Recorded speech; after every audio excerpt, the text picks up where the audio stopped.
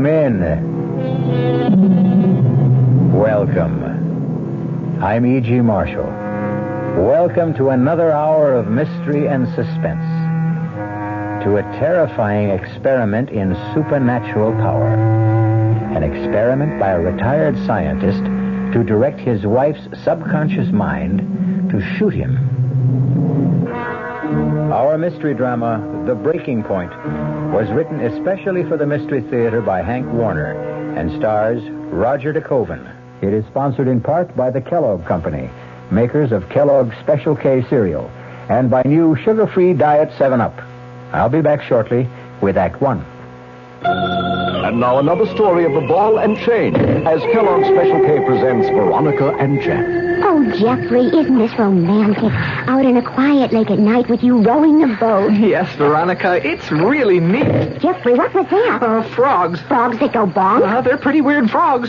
Oh, Jeffrey, you're such a card. You have a ball and chain, like the ones they use in those Special K commercials. Yes, Veronica, it symbolizes my few pounds of extra weight. But I'm going to get rid of it. How? By exercising. You know, like rowing this boat and eating smart at every meal, starting with a Special K breakfast. You mean a 1-ounce bowl of high-protein Special K, 4 ounces of skim milk, orange juice, and coffee? Precisely. It's less than 240 calories, and it tastes delicious. It'll help me get rid of this ball and chain. I'll help too, Jeff. After all, we're all in the same boat. You have a ball and chain, too. Your happy ending could begin with the Special K breakfast from Kellogg's. There's a very special deal going on at all offices of Suburban Savings throughout North Jersey. It's called Suburban Special Interest Deal, and you'll be especially interested in the savings you get. A top 7.90% effective annual yield on Suburban's limited issue 7.50% savings certificate. And Suburban guarantees it from 4 to 10 years, minimum deposit $2,500. Early withdrawal prior to maturity is subject to a substantial penalty.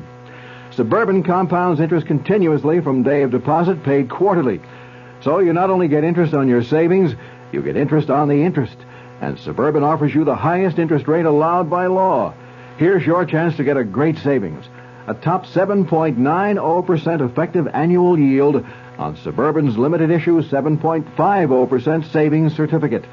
Why not deal yourself into Suburban Savings Special Interest Deal in Bayonne, Edgewater, Elmwood Park, Emerson, Hackettstown, Morris Plains, Nutley, Paramus, and Sparta.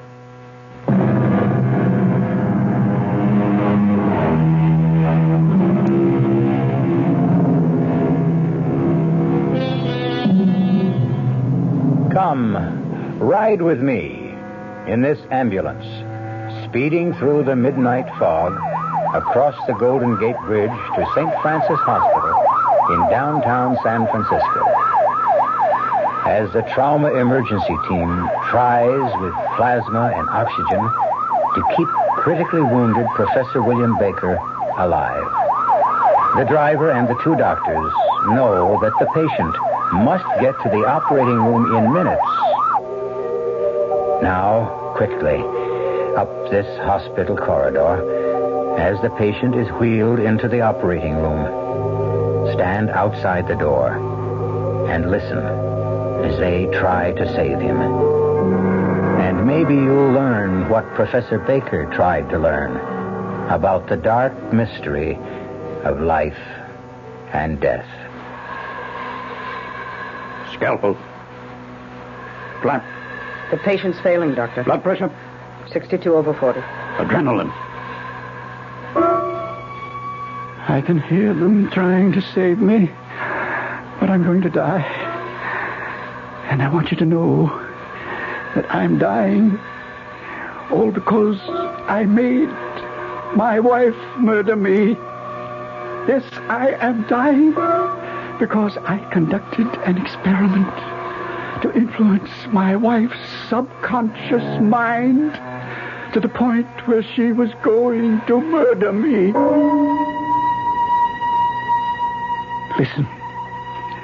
Listen carefully. I will tell you exactly what happened. And when I have completed what I desire to communicate, go to the police. Tell them, if you dare. I say dare. for it will require courage. It began this afternoon when Dr. Philip Simpson, the brilliant young brain surgeon, drove up in his station wagon from Palo Alto to address the San Francisco Medical Society and spend the night with us at the cottage Helen, my wife, and I had rented in the wooded hillside just across the Golden Gate Bridge, overlooking the ocean. He brought Chi-Chi, one of 2 capuchin monkeys he kept under observation in his research laboratory. It's good to see you, Philip. It's so good to see you, Professor Baker. So, that's Chi-Chi. Yes, he wants to get out. Quiet down, Chi-Chi. Come on, you can come out. Hello, Chi-Chi. Oh, you want to shake hands, too, of course. Welcome, Chi-Chi. Very affectionate. Astounding talent for mimicry. Oh, dear. Get off Professor Baker's shoulder, Chi-Chi. Come on down. He likes your hat. No, Chi-Chi. No. All right, now you've tried it on. Give it back. Oh, thank you, Chi-Chi. He gets tired of wearing his black skull cap. Chi-Chi, let go of my hand. Now, you go on by yourself. He's always curious about new surroundings. Probably wants to explore that grove of trees. Go on, Chi-Chi. He won't go far. He'll play for a while and come back. Beautiful place you have here, Professor Baker. Is Helen home? Oh, she'll be back shortly. Had some shopping in the village. She just had to have abalone for you. She remembered how much you enjoy abalone steak. Wonderful, wonderful. How is she? You and Helen certainly could not have found a lovelier place for retirement. It is rather isolated, but then it does have that increasingly rare commodity, peace and quiet. Let's walk around back. Just beautiful. This view. How about a cocktail? Well, why don't we wait for Helen? Well, she ought to be back any minute. We usually have our evening cocktail in the study. Gets foggy on the patio towards sundown. What about Chi-Chi? Oh, he'll be all right. He'll open the patio door if it's left unlocked. Gets hysterical if he thinks he's been locked up. Still like dry Manhattans? Perfect. Did you tell Helen that you had asked me to bring Chi-Chi? I intended to. Slipped my mind. Here you are. Ah, thank you. Well, cheers. That's good as ever. I hope Helen won't be upset. I'm sure she won't. I rather think she'll be intrigued with the idea of having Chi-Chi here for our experiments. What, you mean she's working with you on the research? Oh, yes. She's very cooperative. Finds it lots of fun. Well, that is interesting. Is she as intrigued as you seem to be with psychic studies? Well, frankly, I don't believe so. She's been very cooperative, but I don't think she really approves. Oh? Well, sometimes I question the wisdom of having married at my age. Oh, come on now. I remind you, Philip, Helen is 20 years younger. I sometimes have the feeling she feels trapped, misses the activities of faculty wives she so enjoyed in the years before my retirement. Perhaps we'd had children. Philip, Helen should have married you when you were both graduate students. Well, there's nothing happened between you. No, Philip, not yet, but... Well, don't tell me that you, Professor Baker, an eminent physicist for 40 years, with worldwide reputation for scientific integrity, has succumbed to clairvoyance? And you, Philip? Do you have irrefutable proof that clairvoyance does not ever exist? Can you issue an assurance that something will not happen? Oh, that's Helen now. Oh. Philip! Philip! Hello, Helen. As I look back now to that moment when Dr. Simpson and I waited for Helen to come into the house, I fully realize that the quick flush that passed over his tense face meant the one thing I had been blind to, that he was still in love with her. Helen entered the room with packages in her arms. She threw them on the sofa, rushed towards him, her face glowing with pleasure, embraced him and kissed his cheek, hugged him. Oh, Philip, it's so good to see you. Good to see you. Oh, let me look at you. Oh, it's so good to see you. Neither one of them saw Chi-Chi open the door from the garden, come into the room, climb a table, and spring onto her shoulder, its furry paws around her neck. Chi-Chi! Come down, Chi-Chi. Let go of her. Now, come down. There, now stay down. monkey. Oh, I couldn't imagine what. All I saw and felt were hairy paws. It's all right, Chi-Chi. It's all right. Now, just be quiet. I'm so sorry he scared you, Helen. He was trying to be affectionate. Yeah, well, I sure can do with a drink. Here you are, dear. Thank you. He is cute, but why the black skull cap? Well, you might say aesthetic reasons. Aesthetic? Or cosmetic. Philip doesn't like his little wards running around in public with their brains exposed. Brains exposed? Yes, that's right, Helen. The skull cap covers Chi-Chi's plastic skull. Now, I'll show you. There you are. Well, you can see its brain. It's positively fascinating. It's almost unbelievable. Oh, Philip, it's brilliant. It's absolutely brilliant surgery. Wait a minute, Helen. I'm just carrying on what was begun in 1948 at the Naval Medical Research Institute in Bethesda, Maryland. Really? I had no idea such surgery was possible that far back. Helen, my dear, there's a big gap in your knowledge of surgery. The ancient Egyptians operated on cranial bone. Mm-hmm. That's correct. Look here, Helen. Surgeons, in a series of 4 operations, removed cranial bone from the shaved head. And when the skull healed, fitted the metal ring around the edge of the skull, sealing the joint with rosin and wax. The clear plastic skull is held in place by these 6 steel bolts. Marvelous. Simply marvelous. Oh, it's practically routine now. Well, why was it done, Philip? Well, to study through the plastic skull, as I'm still studying, the flow of blood when the monkeys are in an induced state of shock or under the influence of anesthesia or drugs like adrenaline, histamine. And, of course, reactions to cold, hunger, diet, fear, tension, and so forth. Incidentally, I'm leaving Chi-Chi here for a while. Here? Oh, I'm sorry, Helen. I simply forgot to tell you. Yes, but why?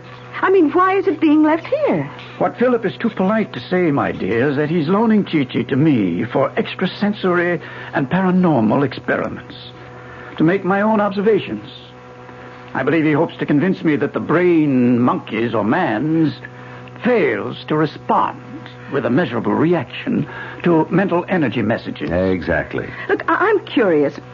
Why must the experiment be with a monkey when a dog, a horse? Philip understands, don't you, Philip? Well, Helen, in the scale of intelligence among animals, the monkey has the highest ability to learn next to man. Oh, Philip, what time is your lecture? Well, I should be at the academy by 8. Good. Give us enough time for another cocktail. And not have to rush through dinner. Darling, please shake up another round. I'll take these packages to the kitchen. Well, here, let me carry them in. Oh, well, just put them on the counter, Philip. Mm-hmm. Anything else I can help you with? Just show me where things are. I'll help set the table. What is it, Helen? You all right? Yes. The table. The table. What are you talking about? I said I'd help set the table. Oh, well, later. Let's have our drink and talk. There's so much to catch up with, Philip.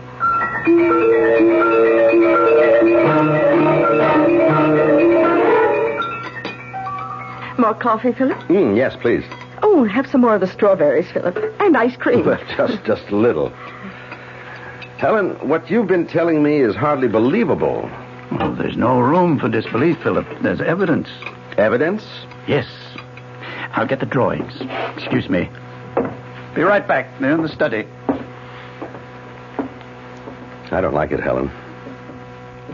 Do you have these dizzy spells often? Well, they've been more frequent recently. Well, you should stop participating in such experiments. I'll talk to William. Oh, please don't. Please. Here we are. Philip, look at these rough line drawings. Do they suggest recognizable objects? Well, this might be an apple, I guess. This, suggests a knife. I can't see anything in this one. Meaningless lines. Yes, that one is meaningless. Note the dates on the drawings. About a month ago, I sat at this table with 3 objects in my hands. An apple, a knife, and a salt shaker. Helen was stretched out on her back in the bedroom, her mind clear of any thoughts or feelings, awaiting my energy message. She could not hear me.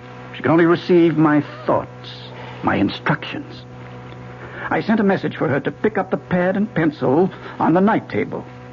I sent an energy message telling her I was holding an apple, a knife, and a salt shaker, and for her to draw them. She got 2 out of 3.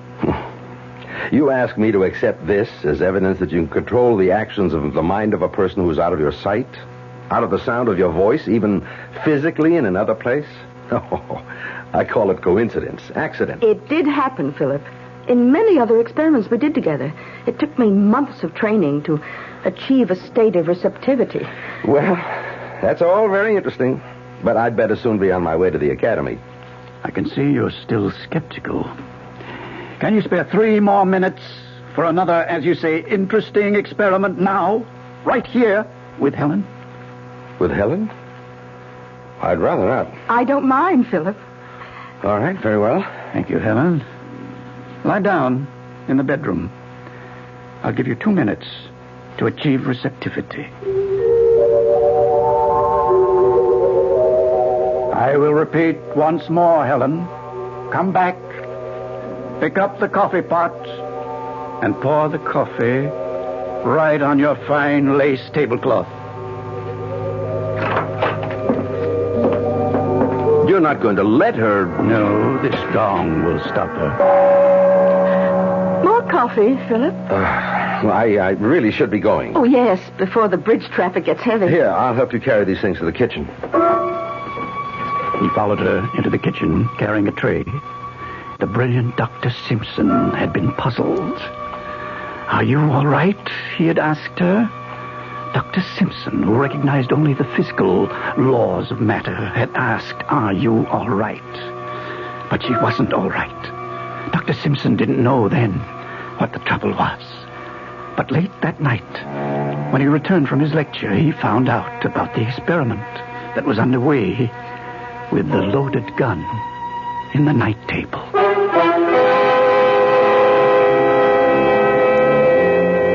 I'll be back shortly with Act 2.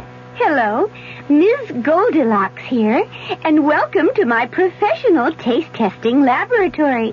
Oh, Papa Bear, could you bring that case of sugar-free Diet 7-Up over here? Another case? Miss Goldilocks, you're drinking the sugar-free Diet 7-Up like there's no tomorrow. You can't still be taste testing it. Oh, no, Papa Bear. Sugar-free Diet 7-Up has already earned my seal of approval. It's fresh, light, natural, delicious. I drink it because I love its taste. Now hurry up. Okay, here. This sugar-free Diet 7-Up really tastes delicious. Ladies, if you're tired of switching from one diet drink to another, take some advice from Ms. Goldilocks. Try sugar-free Diet 7-Up and you'll say, yes, this one's just right. I'll bear witness to that, Goldie.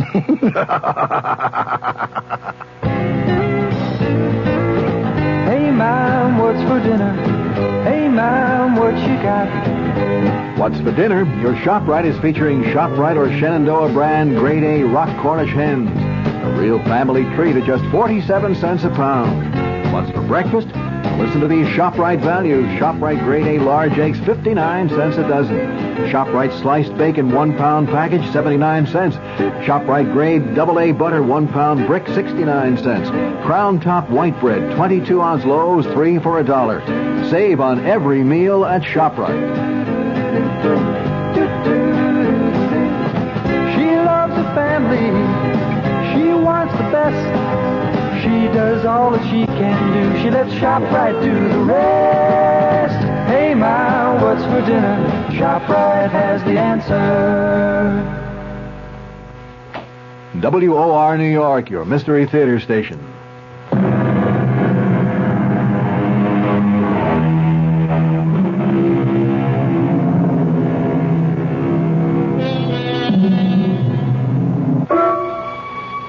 Helen didn't wait up for Dr. Simpson to return. I waited in the study, dark but for the small lamp on my desk, and still, except for the soft breathing of Chi-Chi asleep in the shadowy corner of the sofa. I waited and read until I could be sure that Helen was sound asleep. I unlocked my desk and took out the one notebook I kept hidden from her and made an entry. The experiment is beginning to show results. Today, Helen reacted with an unmistakable manifestation of dizziness and mental depressiveness when Dr. Simpson mentioned the word table. I am convinced that the subject has reached the stage of complete susceptibility and receptiveness. Then I continued the experiment. I stared in the direction of the bedroom door and concentrated. I shut out every sight and sound and thought until I was oblivious to everything but the task at hand. Helen, there is a gun in the night table. In the night table, Helen. In the night table. A gun, Helen. In the night table. A gun. Helen. Professor Baker. Yes? What are you doing? Experimenting. Where's Helen? Lying down in the bedroom. Close the door, won't you? Professor, what is this experiment? It's a very simple experiment. I'm trying to reach her mind. Now, if you'll excuse me. Helen, there is a gun in the night table. Stop it. Stop. Why, you're shaking, Dr. Simpson. What are you up to? I'm simply trying to tell Helen there is a gun in the night table by her bed. And for her to... To what? To pick it up, enter this room, point the gun at me, and pull the trigger. But why? Why? What I'm trying to determine is whether one mind can influence another by exerting mental energy to do something the subject would normally recoil from doing. Yes, go on. In Helen's case, I'm sure that in her conscious hours, she would never even entertain the thought of shooting me. I'm trying to determine whether she can be made to do just that without her being aware that she is being impelled to do so. Oh, but why? What would it prove? Prove? Don't you see? If one mind can control another across space, think of the power men of goodwill can exercise over evil. It will at long last give man control over the rapacious breed that makes civilization a nightmare. The evil, power-hungry men who brainwash their countrymen into one war after another. Professor, how long has this been going on? For weeks. Every night. You recall Helen's depressiveness this evening when you mentioned the word table? You mean... Yes. The reaction. Results. My mind is beginning to control her subconscious. You witnessed it, Philip. And now, have you the scientific integrity and the courage to witness the experiment carried through? I have conditioned her to come in when the clock strikes midnight. In a few minutes now. What do you mean, do I have the courage? Yes. To stand by and not interfere when or if she's about to pull the trigger to kill me. You mean the gun is loaded? Of course it is. But why not blank bullets? The experiment must be carried out with all factors of reality to eliminate all possibility of interference from her extrasensory perception. I don't understand. Don't you see? Her extrasensory perception could signal her subconscious mind that the gun is harmless, and the experiment would prove nothing. Professor Baker, I simply cannot understand how a man like you, who's devoted 40 years to the science of physics, can suddenly, on retirement from scholastic life, devote all his time to such elusive matters as parapsychology, mental telepathy, clairvoyance, fantastic nonsense. You sound very dogmatic for a man of science, Dr. Simpson. With all due respect to your sincerity and your experiments, Professor Baker, the vast array of scientific knowledge still supports the theory that human behavior can be traced directly to the physical and chemical factors of the human body. And you think Chi-Chi will convince me of that? Precisely. You allow for no distinction between man and the monkey? None. Both are animals. Listen to me, Philip. You've been trying to dissuade me. Oh, I'm quite aware of that. Now let me try to convince you. All right, I'm listening. From the time the British Society for Psychical Research was founded in 1882, right through the present worldwide experimentation to pierce the veil of the unknown, the one thing that has been missing is the willingness of scientists of unquestioned integrity to conduct their own experiments. The time has come, Philip, for researchers like you and me to settle once and for all what is or is not possible, is or is not true in paranormality. If I consent to witness your experiment, will you promise me that if it fails, tonight, now, you will never again experiment with Helen's mind? Yes. But, Philip, I can see you're still afraid that the experiment will succeed and that she could shoot me. I'll put you at ease. This gong that stopped her from pouring the coffee on the table. Here, you hold it. And if you think the situation warrants, strike the gong. Very well. Proceed. He stood by the door of the study, one hand holding the brass gong by its silk braid, his eyes watching the clock on the mantel as it started to strike midnight. Chi-Chi, awakened by the clock and our raised voices, was nervously pacing back and forth across the top of the back of the sofa. Philip watched the door. I sensed he was prepared if Helen failed to respond to the gong. He would strike the gun out of her hand. I resumed the experiment. Pick up the gun. Come into the study, Helen. The study, Helen. Helen walked in, her eyes fixed and staring, her arms at her side, her right hand slightly behind her, Philip, mouth open, unable to utter a word, watching her. Point the gun at me. Pull the trigger. Helen! Dr. Simpson dropped the gun. Rushed to me as I slumped over the desk. Good God. The bullet hit in my chest. Helen! Towels, adhesive tape. It's a chest wound. Have to keep him from sucking in air. He looked up from examining the wound. One glance told him she didn't hear or understand. He ran to the bathroom, got towels and the tape. Helen, call an ambulance. He moved me to the couch, pillows under my head, ripped open my shirt, pressed the towel on the wound, taped my chest to keep the pressure on the wound. Call the ambulance, Helen. She didn't respond. He seized the phone. Put down the phone, Philip. Helen. Helen, why are you pointing the gun at me? Put down the gun. She lowered the gun to her side. He went to her. My eyes closed. I struggled against the blackness flooding my mind. I struggled as the blood trickled from my wound to listen. Helen, don't you hear me? Answer me. Answer me! Why did you slap me, Philip? Helen, do you know what you've done? What have I done? You've shot him.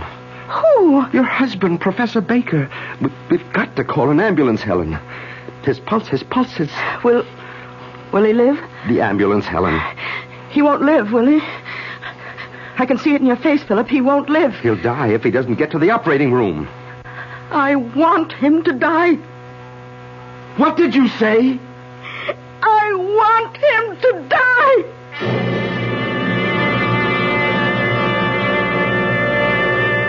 Well, I must say, I'm surprised, too. But then, Helen's probably like most women. Not always mean what they say or say what they mean, huh? Wonder what's really on her mind. But she's in good hands, with a doctor in the house. I'll be back shortly with Act 3. When you say Budweiser, When you say Bud, you've said a lot of things nobody else can say. When you say Bud, you've gone as far as you can go to get the very best. When you say Bud, you've said the word that means you like to do it all. When you say Bud, It means you want the beer that's got a taste that's number one. When you say Bud, you tell the world you know what makes it all the way.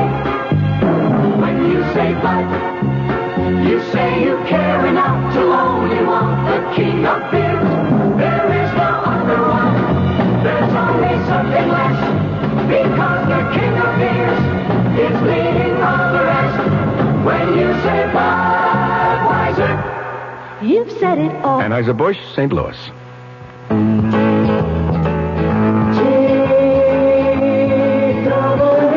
People who fly a lot get to know the difference between one airline and another. And it's these frequent flyers who tell us they're more comfortable flying on TWA. What is comfort on an airplane? It's coach on our wide-body 1011, where all seats are two across. It's 1011 first class, where seats swivel around so you can talk or have dinner with friends. TWA Comfort is a roomy 747 with contoured seats you can sit in for 5 hours without getting fidgety. And Comfort is the TWA twin seat in 707 coach, which lets you fold down the middle section if nobody's there and sit two across instead of three. On long TWA flights, you'll also have a choice of meals and movies on movie flights. But above all, you'll be comfortable. That's what TWA Ambassador Service is all about. Only TWA flies the wide-body 1011 to Los Angeles and the big comfortable 747 to San Francisco. Call your travel agent or TWA for reservations.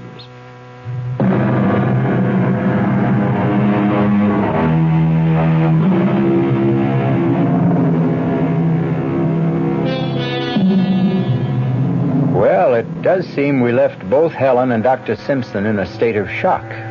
Not to mention our bleeding Professor Baker and that hysterical Chi-Chi. Let's rejoin them and see whether there's help for any of them. I don't want him to die. Listen to me, Helen. You must let me call the ambulance. Don't you see? We must. If he dies here, the police will want to know why we didn't call the ambulance. The police? Yes, Helen, the police will want to know. Oh, Philip. Hold me. I'm so mixed up. Come. Sit down.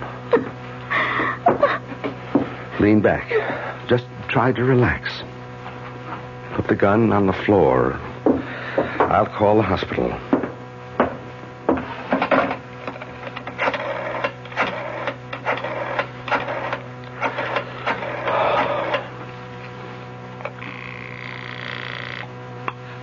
St. Francis Hospital. This is Dr. Philip Simpson. Yes, doctor.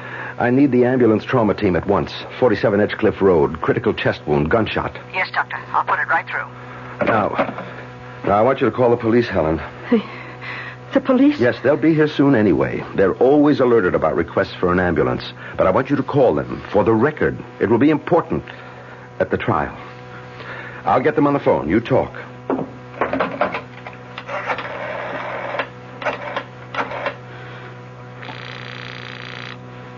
Police emergency, Sergeant Peters. Oh, this is Mrs. William Baker, 47 Edgecliff Road.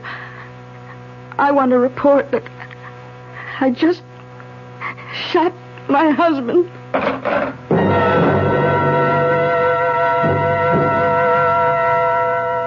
What will I tell them when they get here, Philip? You don't have to answer any questions tonight.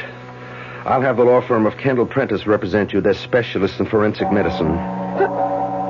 The Chinese gong in the dining room. It's Chi-Chi, imitating what I did. Chi-Chi, stop that. You hear me? Stop that. Let me have it, Chi-Chi. Now come here. Drop it. Drop it. Let go of it, or I'll break your paw. Those Capuchin monkeys. They want to imitate every new thing they see. Chi-Chi, go sit down in that corner. Go on, and stay there. They're intelligent, but they can be very trying. Chi-Chi is acting strangely tonight. Usually obeys a command immediately. Well, perhaps Chi-Chi's nervous system has been affected by what's happened here. Perhaps its brain has intercepted some of William's energy messages. Nonsense, Helen. That's impossible. I mean, Chi-Chi can sense excitement and tension in a room, but as for intercepting Professor Baker's energy messages, I better check his pulse. It's weak. Very weak. What's keeping that anger? Philip! Chi-Chi's got the gun! Chi-Chi! Let me have that gun. Now, Chi-Chi, now you be a nice boy. Put the gun on the floor. Good boy. Thank you, Chi-Chi. Thank you. Now go back in the corner and please stay there.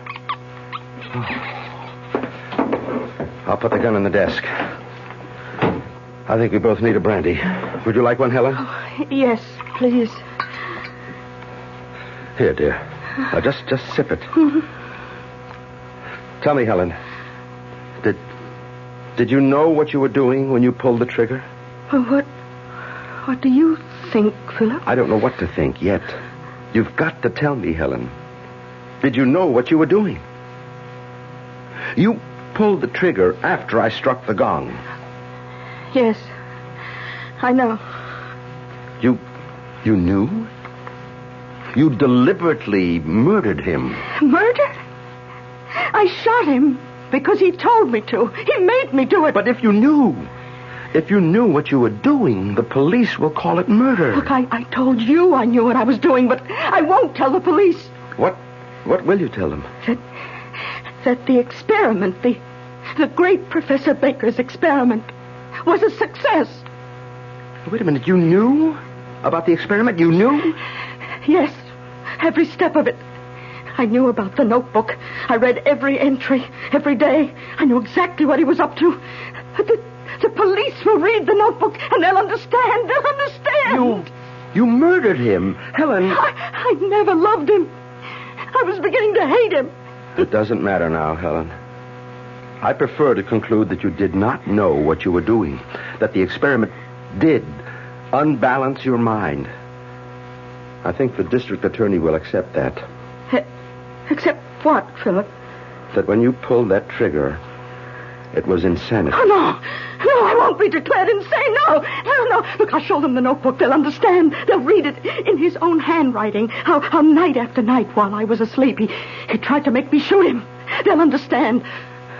Unless you tell them differently. Unless you tell them I murdered him. Helen, please listen to me. Try to understand what I'm telling you.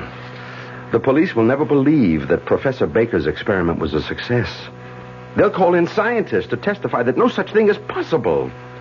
They'll suspect that you used your knowledge of the experiment to kill your husband. Yes, but you were a witness. You can verify what happened. Yes, but... You tell them that I murdered him? No, Helen. The only honest opinion I can give them is that your mind snapped. That day by day, the knowledge of your husband's secret experiment preyed on your mind. And you became convinced, in a moment of temporary insanity, that he really wanted you to kill him. Will they believe that? I hope the jury will. Oh, help me, Philip. You must help me. I'm so tired. I'm so mixed up. As I lay there on the couch, still, my eyes closed, aware that under the blanket, my blood was still slowly trickling into the towel, fighting against slipping off into unconsciousness. I could still hear their voices as from a great distance. You must help me. I'm so tired. I'm so mixed My up. poor darling. And then I was aware of Chi-Chi at the side of the couch, bending over me, its breath close to my face. My eyelids, heavy with weariness, lifted slightly, and through the thin slit of vision, I saw Chi-Chi's plastic skull. I could see plainly through the plastic skull the gray mass of nerve tissue of the cerebellum. And then, summoning every last bit of strength of will, I concentrated on Chi-Chi's brain. Chi-Chi, the gun, in the desk, Chi-Chi. What have I done, Philip? To you too? It will ruin your career. Go to the desk, Chi-Chi, in the drawer, the gun. I could see its gray eyes staring at me, trying to grasp what I was telling him. And then he jumped on the desk, pulled open the drawer, and took out the gun. Chi-Chi! Put it down, Chi-Chi! Philip charged to the desk. Chi-Chi eluded him, leaped to the mantel over the fireplace. Drop the gun, Chi-Chi. Drop it! Philip chased it all over the room as it knocked over table lamps and chairs. It jumped to the hanging ceiling light fixture, waving the gun playfully. Chi-Chi points the gun at the mirror. At the mirror, Chi-Chi. Drop it! Drop it! Give me the gun, Chi-Chi! At the mirror, pull the trigger. Give me the gun, Chi-Chi! Helen was reaching towards Chi-Chi. Chi-Chi was pointing the gun at her. I didn't want Helen to die. I summoned every last ounce of will and sent a mental message to Chi-Chi. Drop the gun, Chi-Chi. Drop the gun. Look out, Helen! Good Lord. Helen, answer me. She didn't have a chance. She was shot in the head. Oh, Miss Hart. You must not die, Helen. You must not die. Helen, I love you. Chi-Chi was at the door at the garden in a panic, trying to open the door, the gun still in his hand. Philip grabbed the fireplace poker, swung it on Chi-Chi's plastic skull. It glanced off and fell out of his hand. Philip picked up a chair, threw it at Chi-Chi with all the strength of his fury. It crashed through the glass.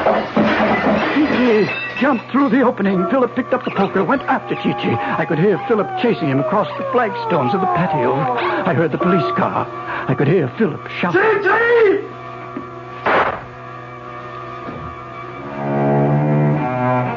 Then all was still. Deathly still. I lost consciousness until I became aware of someone talking on the telephone. Yes, Lieutenant. 2 dead. Mrs. Baker in the house, and Dr. Philip Simpson in the woods back of the house. Yeah, 1 bullet in each of them. John says Dr. Simpson was pretty far gone when he found him. Says he tried to tell him something. John thinks it was something about a monkey still running around out there with a loaded gun. It beats me too, Lieutenant.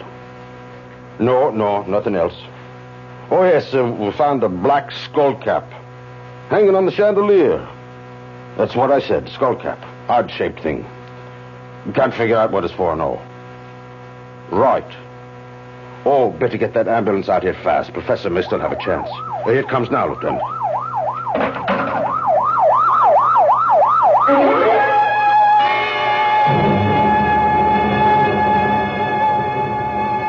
That's how it happened. Exactly how it happened. The police are still puzzled. Chi-Chi will probably find roaming the woods the gun somewhere nearby.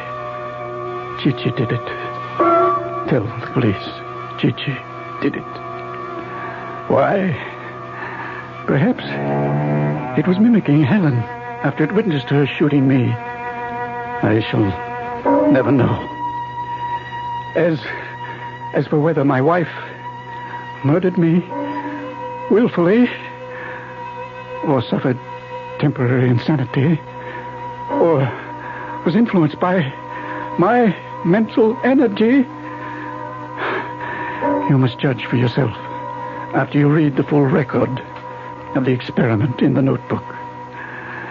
Yes. Go tell the police and Professor Seligson. You can locate him through the American Society of University Professors. Tell them I decided to communicate the foregoing just an hour ago when I heard the operating team give me up.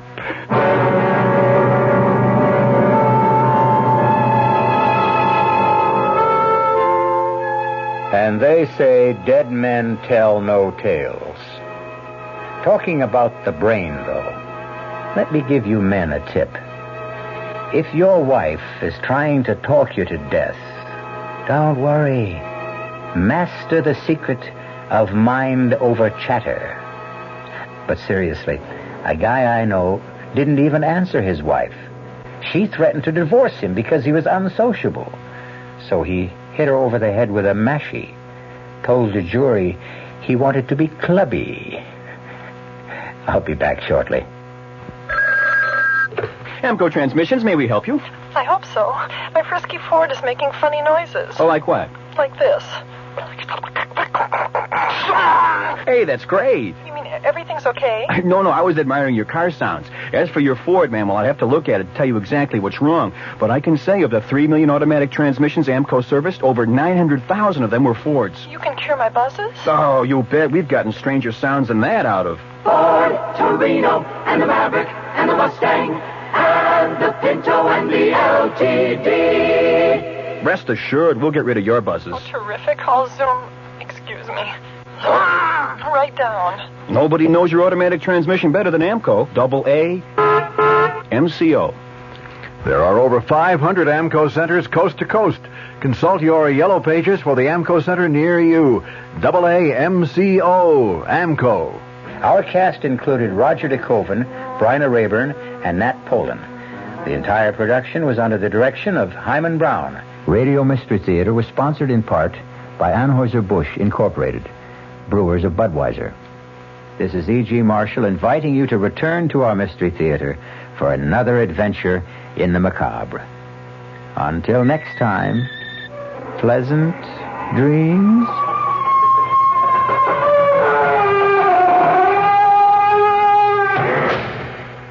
The WOR Mystery Theater was brought to you by ShopRite Supermarkets, where you get a lot more for a little less, and by Suburban Savings with offices throughout North Jersey.